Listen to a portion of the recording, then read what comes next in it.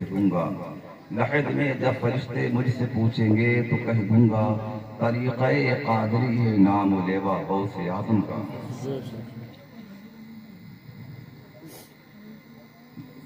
لمبے لمبے ہاتھوں سے بھیگ دینے والے، اندھیری قبر میں کام آنے والے، میدان محشر میں ہم گنہگاروں کو جنت الفردوس میں لے جانے والے، ہم گنہگاروں کو بخشوانے والے، آقائی نامدار مدنی تاجدار محبوب پروردگار جناب اللہ صلی اللہ علیہ وسلم کی بارگاہ میں بآواز بلند درود شریف کا مبارک وظیفہ پڑھ لیجیے۔ اللہم صلی علی سیدنا وشفیعنا وحبیبنا ومولانا محمد مبارک وسلم، صلاۃ و سلام علیہ یا رسول اللہ صلی اللہ علیہ وآلہ وسلم۔ اسٹیج پر علماء کرام کا جھنڈ موجود ہے، ہمارے خلیفہ صاحب بھی تشریف فرما ہے، مفتی صاحب بھی تشریف فرما ہے، مولانا بلال صاحب بھی تشریف فرما ہے، عبید اللہ صاحب بھی تشریف فرما ہے، ابھی کئی عالم ماشاءاللہ اسٹیج پر موجود ہیں، لیکن چونکہ سردی کا موسم ہے اس لیے بس چند منٹ میں بولنے کے بعد میرے بعد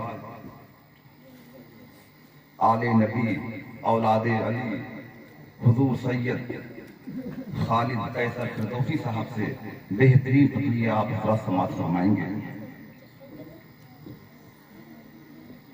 حضرت حافظ قاری محمد یونس صاحب اور چند نوجوانوں نے مل کر کے جشن غوث الورا کا پروگرام رکھا ہے۔ خدا بند قدوس کی بارگاہ میں دعا ہے کہ مولا اس پروگرام میں جشن غوث الورا میں جن جن لوگوں نے حصہ لیا یا جس کسی مجبوری کی وجہ سے جن لوگوں نے حصہ نہیں لیا، مولا سب کی جائز تمناؤں کو پورا فرما دے اور سب کو شریعت مسلم پر چلنے کی توفیق عطا فرما۔ اے پروردگار عالم، اس جشن غوث الورا کے صدقے میں ہماری ماں بہنوں کو حضرت زینب کا صدقہ عطا فرما۔ بڑا ہی حوصلہ افزائے اقدام میں ہمارے کرم فرما حضرت مولانا بلال صاحب کا، حضرت حافظ قاری یونس صاحب کا، جنہوں نے چند منٹ اپنی ٹوٹی پھوٹی تقریر کرنے کا اس فقیر کو موقع دیا۔ خدائے قدیر اپنے محبوب مدنی کی طفیل ان لوگوں کو دارن بے شمار نعمتیں عطا فرمائے۔ میں نے آپ حضرات کے سامنے خطبے کے بعد ایک حدیث شریف پڑھی ہے، جو میں نے پڑھا یہ قرآن کریم کی آیت کریمہ نہیں بلکہ حدیث شریف ہے۔ قال رسول اللہ صلی اللہ تعالی علیہ وآلہ وسلم لا یؤمن احدکم حتی اکون احب الیہ من والدیہ وولدہ اجمعین۔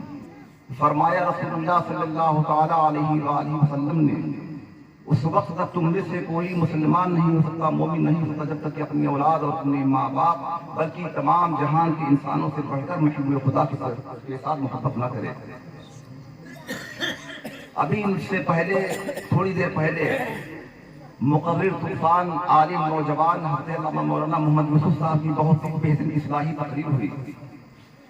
حضرت علامہ یوسف صاحب اللہ نے بڑے اچھے انداز میں فرمایا، اے قوم مسلم، اپنے بچوں کو انگلش کی تعلیم پڑھاؤ، مذہب اسلام منع نہیں کرتا۔ مفتی صاحب نے فرمایا اپنے بچوں کو ہندی انگلش تمام زبانیں پڑھاؤ، مذہب اسلام منع نہیں کرتا۔ کتنا اچھا بیان فرمایا، لیکن اپنے بچوں کو قرآن کی تعلیم ضرور دو، دین کی تعلیم ضرور دو، اس لیے کہ جب ان بچوں کے پاس میں قرآن کی تعلیم ہوگی اور جب اسکول میں پڑھایا جائے گا کہ جن گڑ من ادھینائک جے ہے بھارت بھاگ ودھاتا، اس کا مطلب یہ ہوتا ہے بھارت ہمارے ہندوستان کا نیا نام ہے۔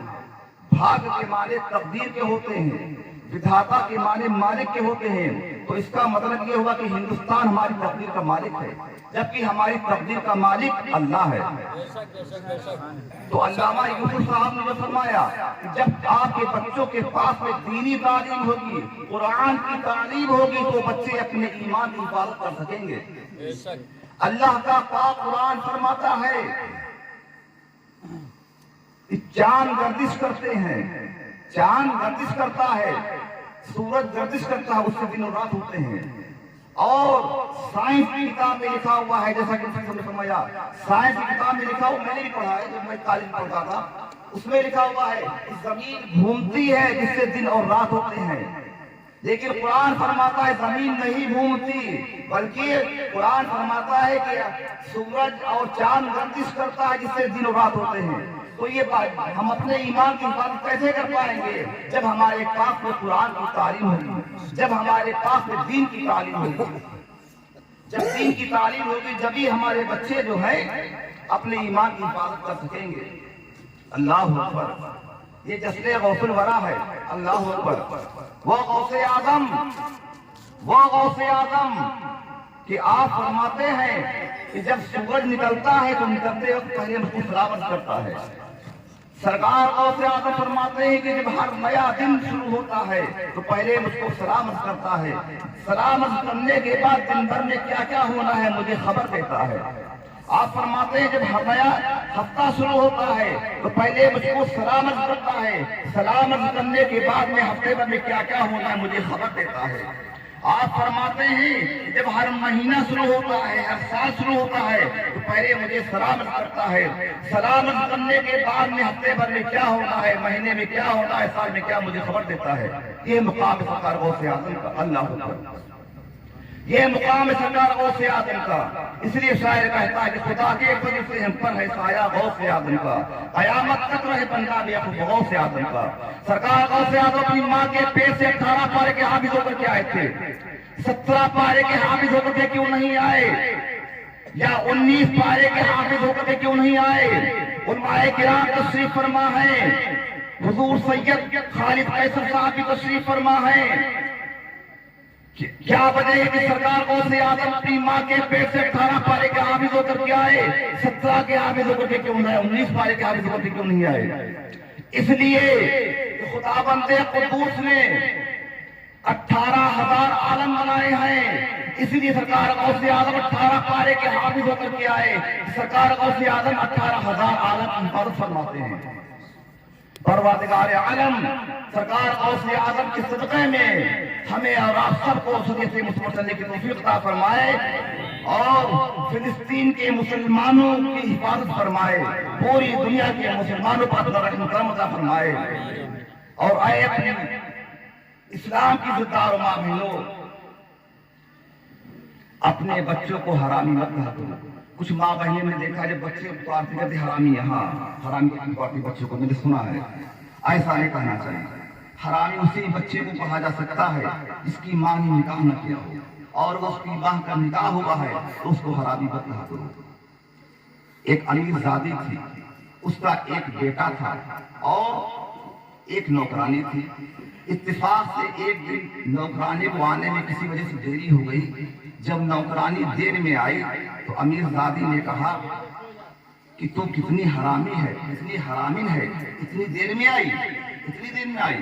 اتفاق سے دوسرا دن جب پھر ہوا اس کی نوکرانی پھر دیر میں آئی تو پھر امیر زادی نے کہا کہ تو کتنی کم وقت ہے کہ اتنی دیر میں آئی۔ بیٹے نے ماں سے پوچھا امی جان یہ حرامی کیا ہوتا ہے، یہ حرامی کیا ہوتا ہے؟ ماں نے سوچا کہ ہمارا بیٹا بری بات سے بچ جائے تو ماں نے کہا بیٹا حرامی کا مطلب ہوتا ہے تندرست صحت مند۔ کہا اچھا امی یہ بتائیے، آپ نے کہا کم وقت کا مطلب کیا ہوتا ہے؟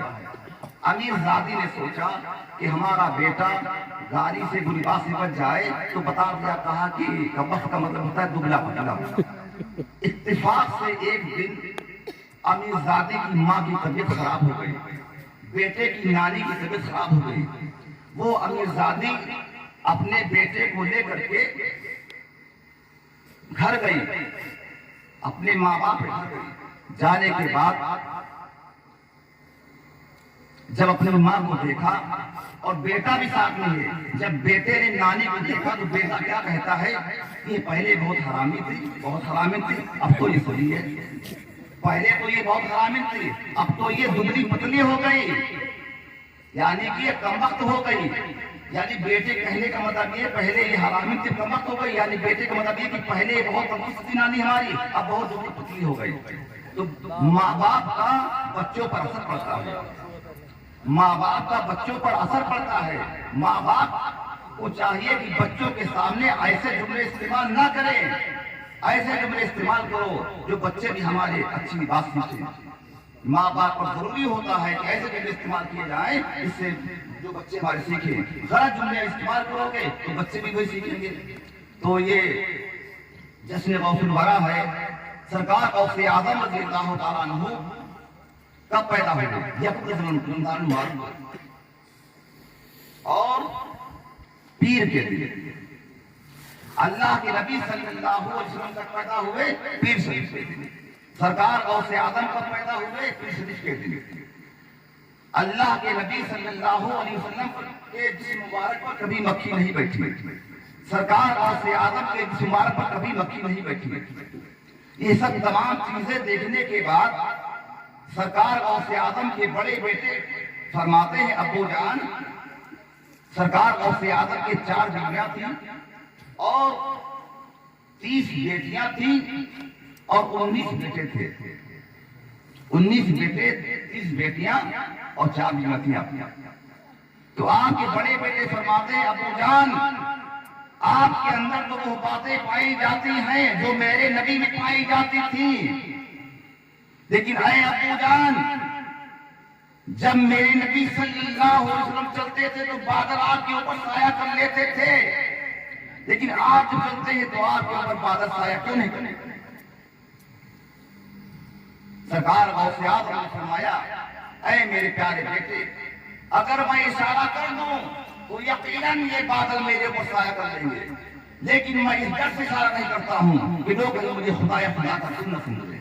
اللہ پروردگار عالم اپنے پیارے نبی کے صدقے میں ہمیں اور آپ سب کو اس راستے پر چلنے کی توفیق عطا فرمائے اور بزرگوں کے راستے پر چلنے کی توفیق عطا فرمائے. پروردگار عالم کل قیامت میں ہمیں آپ سب کو سرکار غوث اعظم کے غلاموں میں قبول فرما لے. وآخر دعوانا الحمدللہ رب العالمین. السلام علیکم. دربار مصطفیٰ کا اور نجدی وہابی جس دم ایمان کو لوٹتے تھے بتلا دیا رضا نے مینار مصطفیٰ کا بتلا دیا رضا نے مینار مصطفیٰ کا بتلا دیا رضا نے مینار مصطفیٰ کا. اور شاعر نے نبی علیہ السلام کی آمد پہ شعر کہا تھا. شاعر